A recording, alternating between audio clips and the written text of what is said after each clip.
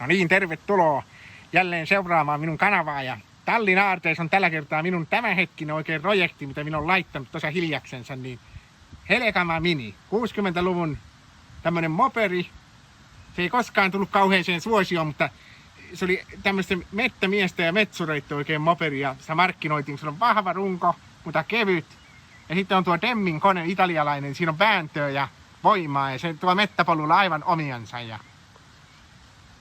niin tää osti joskus aikanaan jo kauan sitten, se on mulla tuo ollut ja minä olen sitä hiljalleen laitellut. Mennään siihen vaan kattoon tuon moottoripuolta. Minä olen ristinyt tän ampiaiseksi. Tämä on niinku ampiaisen näköinen ja värinen ja oikein sähäkkä, että jos raitaavia olisi, niin pelkäsi sitä pistää, mutta tämä on erikoinen peli. Tämä on vedetty tämmöisellä jollakin paksulla maalilla, aika karvunkin tyyli, mutta toisaalta niin tähän ei varannut tähän väriin nyt mennä koskeen. Minusta tämä on niinku tyylikäs. Nämä on massattu nämä lokarit. Mä katsoin ensin, että nämä on pikkasen ruosteiset maalattu, kun on tuosta kupruun. Mutta ne on kuule massattu oikein. Ei varmana ruostu. Ja on kuule niin väkivaha, niin kuin sanoin, mettäpoluilla, niin missä on tämmöiset kuule väkevät nämä iskarit. Ja minä olen tänne laittanut uudet rattaat ja uudet kuulat tonne, laakeroinnit, vaseliinit, kaikki. Ja noppitietona, niin tämä on sama rata kuin tuossa Vantikin Super Rocketissa. Tämä on aivan sama. Ja mennään kattoon sitten. Tämä on oikein Demmin kone tosiaan, italialainen ja vuodelta 1962. Anno 1962 on siinä ja tätä on saanut myös Sassin koneella. Silloin Sassin sylinterin rivas on tuossa se lenksu ja täällä on ollut rungossa se, mutta tämä on vaan nyt täältä kiinni ja tämä on erikoisen oikein insinöörityötä, että on saatu näin komeasti tähän tämä kone. Ja tässä on hyvät puristukset, että melkein hirvittää. Että ei ole ajettu väliäksi ollenkaan. Ja tässä nyt vielä puuttuu, että ei paljon ajella hiekkateillä. Tämä ei nyt vielä ole toimintakunnoskaan siinä mielessä, mutta ja laittaa tämä ilmanputsari. Mulla on kaikki osat valmiina tossa ja mulla on täällä on sitä. Kaikki pitää sitten maalata tyyliin sopivaksi. Takalevy on siinä ja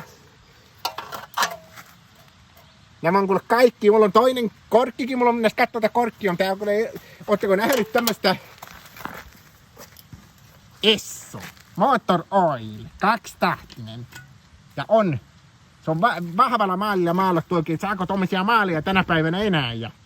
Ja romit on kuule hyvät. Tämä on erikoinen asia. Tämä moperi on aina ollut hyvässä sillä sisätilassa, että koskaan päässyt. Romit on hyvät. 3 kilometriä on tällä mukaan ajettu. Kuka tietää. Ja sitten mennään tänne moperin toiselle puolelle vallan.